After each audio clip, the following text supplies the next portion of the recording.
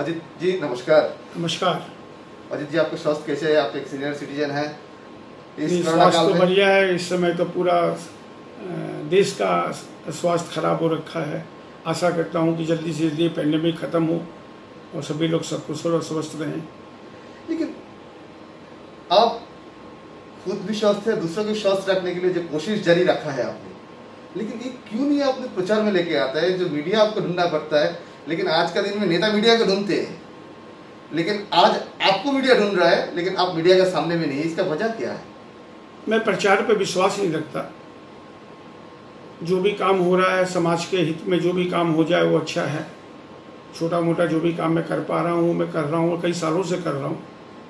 बहुत सारे हम लोग देखा, एमएलए, मिनिस्टर, मंत्री, एमपी, जिन लोग सिटी स्कैन देने के लिए वचनबद्ध नहीं हो सकते हैं, लेकिन आप अपने व्यक्ति अजित अग्रवाल से आपने ऐलान कर दिया कुछ दिन पहले, हफ्ता दिन भी नहीं हुआ, जो आपने दार्जिलिंग के लिए सिटी स्कैन उपलब्ध करा रहा है।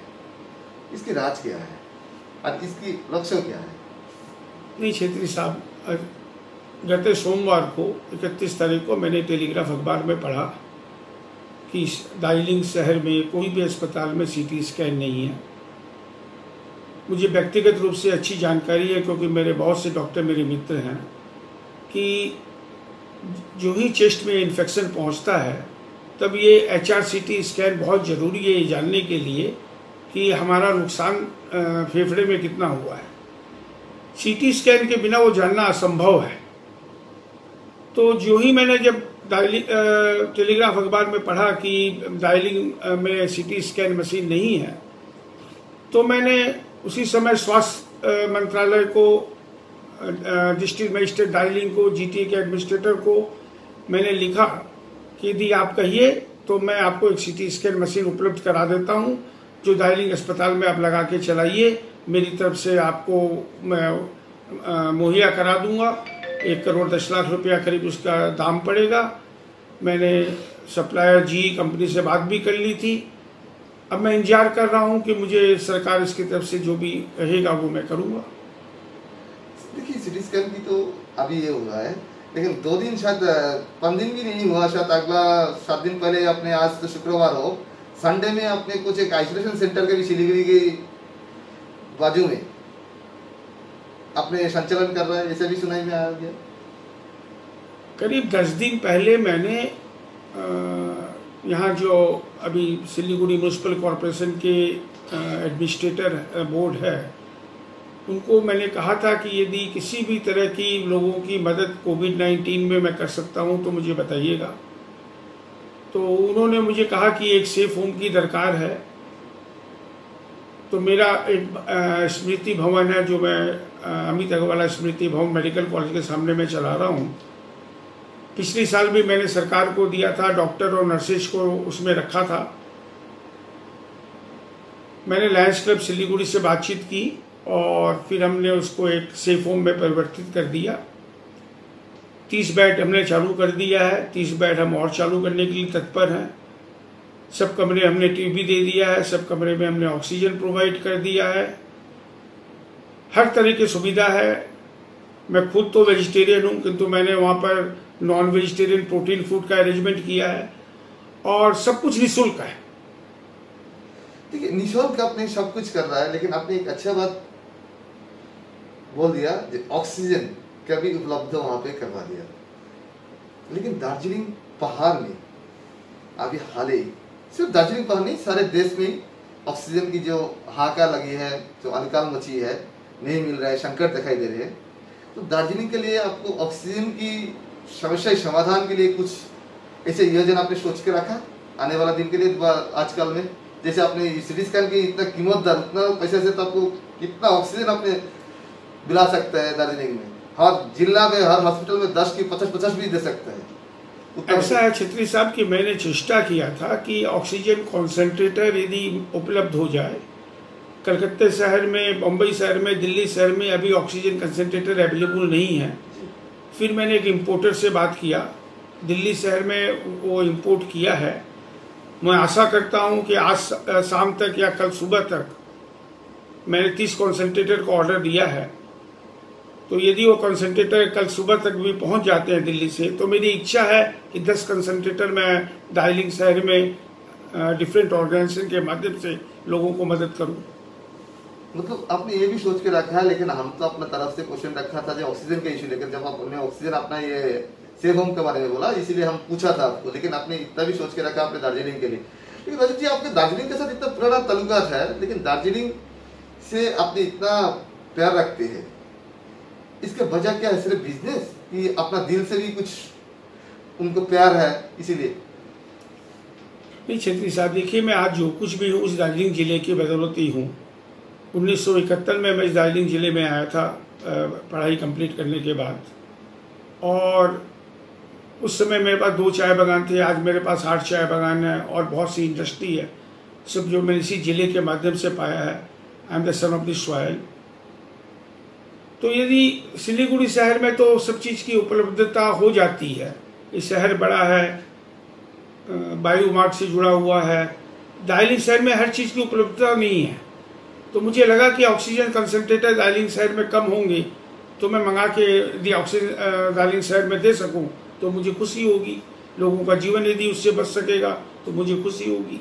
देखिए अजीत जी, आपने इतना सारे प्लान करके रखा दार्जिलिंग के लिए, लेकिन दार्जिलिंग आपको जानते हैं बिजनेसमैन की तरफ से, लेकिन एक बिजनेसमैन जब दार्जिलिंग के लिए जब मुश्किल घड़ी में, इतना मुश्किल में आसान बन के, देवता बन के अपने CT scan, oxygen concentrator available बहुत कुछ सोच के रखा है, लेकिन दार्जिलिंग में आपने इतना ज़्यादा जायदाद प्रॉपर्टी है, उस प्रॉपर्टी लेकर वहाँ से भी तो आदमी के लिए बहुत भलाई कुछ कर सकता है। जैसे देखिए गवर्नमेंट ऑफ वेस्ट बंगाल कुछ बॉडी रखा है टी टूरिज्म इंडस्ट्रीज, तो आप टी टूरिज्म इंडस्ट्रीज लेकर क्यों नहीं सोच रहा है? पश्चिम बंगाल सरकार की बहुत अच्छी परिकल्पना है, उसने अप्रूव भी दे दिया ना।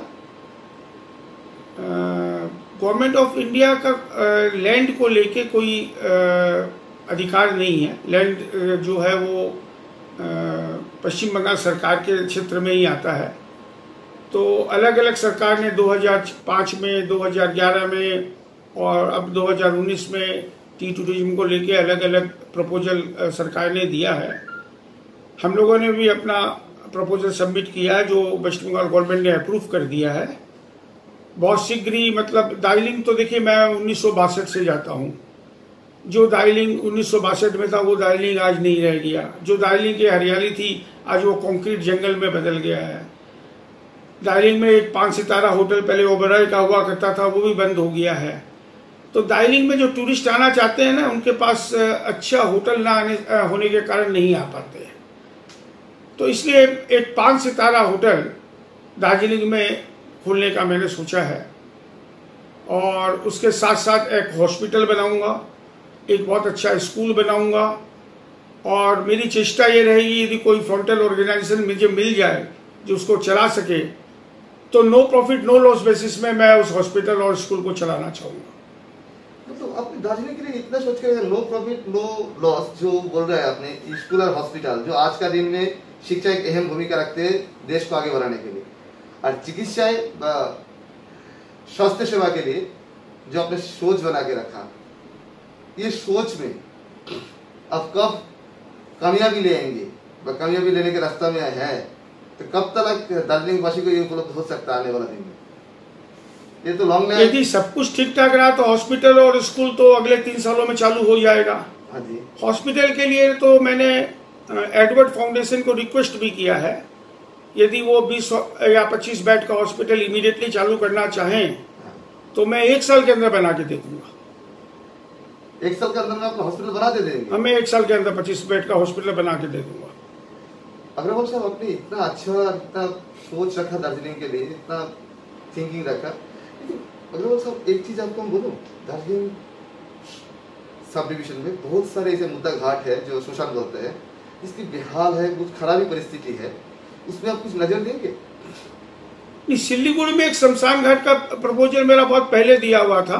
पिछले हफ्ते ही मुझे यहाँ जो अभी एसएमसी के एडमिनिस्ट्रेटिव बोर्ड के चेयरमैन है श्री गौतम देव, उन्होंने मुझे बताया कि वो मेरे लिए 5 एकड़ जमीन उन्होंने ऑलरेडी देख लिया यहाँ वार्ड नंबर 42 में। और मैं वो शमशान घाट बना के गवर्नमेंट को हैंड ओवर कर दूंगा। लेकिन यहाँ के लिए और ये अपनी तरह का एक बहुत ही सुंदर शमशान घाट होगा जो पूरे बंगाल में नहीं होगा। मतलब ये भी अपने श्रीगिरी वासी को अपने दे रहा है। लेकिन आपने इतना काम कर चुका है, वह इतना कर रहा है, लेकिन आज भी कहीं कहीं देखना पड़ता है। जो कुछ दिन पहले एक नेशनल अखबार में आपके एक कलाम निकला था जो सिटी स्कैन लेकर, तब जाके पता चला कि अग्रवाल साहब सिर्फ बिजनेसमैन ही नहीं, एक समाज सेवक भी है, इंसान को सहायता भी देते हैं। लेकिन अब तो ये सहायता बहुत पहले से करके आ रहा था, लेकिन हमारा डीएसटीवी जब छानबीन किया तब पता चला कि बहुत पहले से अब तक करके आ रहा है। लेकिन इतना दिन इसका श्रेय क्यों नहीं लिया?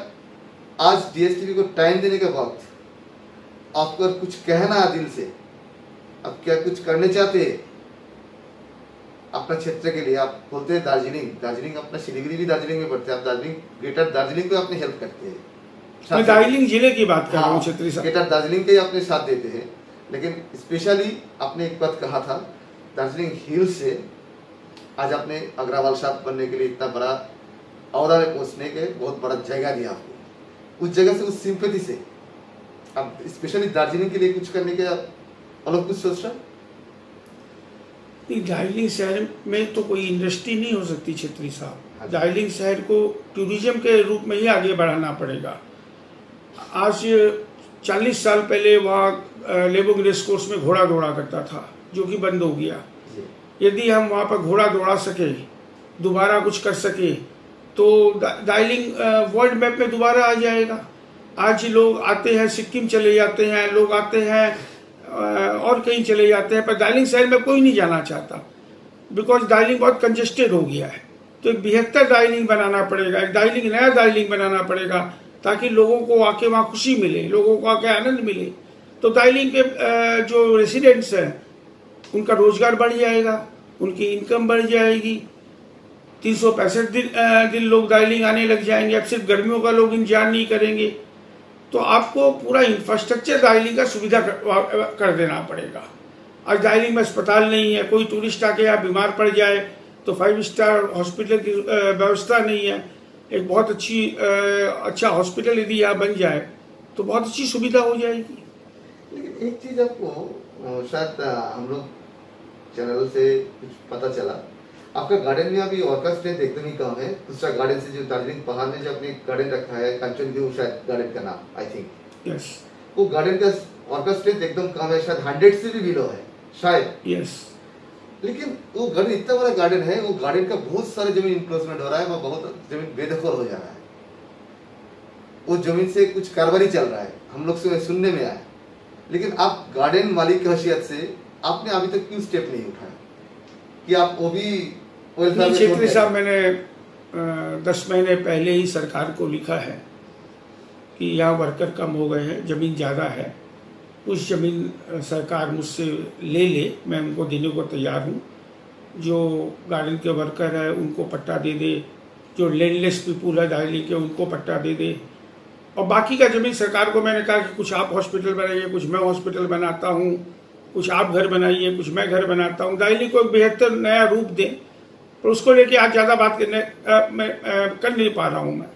मतलब आपको आप बोल भी नहीं चाह रहा है, ठीक है, आपको हम डिस्टर्ब भी नहीं करेंगे, और आपका दिल है तो आप कुछ बोल सकते हैं। तो दार्जिलिंग का जनता में पेंडेमिक पीरियड में आपको कुछ मैसेज देना चाहते हैं पेंडेमिक मैसेज में, दार्जिलिंग जिले के? बस इस पेंडेमिक मैसेज में मेरा एक ही मैसेज है, जहाँ वहाँ पर जितने भी ऑर्गेनाइजेशन काम कर रहे हैं, समाज सेवा की संस्थाएं चल रही हैं, वो कभी भी किसी भी वक्त मेरे साथ, मैं उनके साथ खड़ा हूँ। कोई भी मदद चाहिए तो मुझे फोन कर ले, आपके माध्यम से बता दें, मैं हर तरह की मदद करने को तैयार हूँ। धन्यवाद।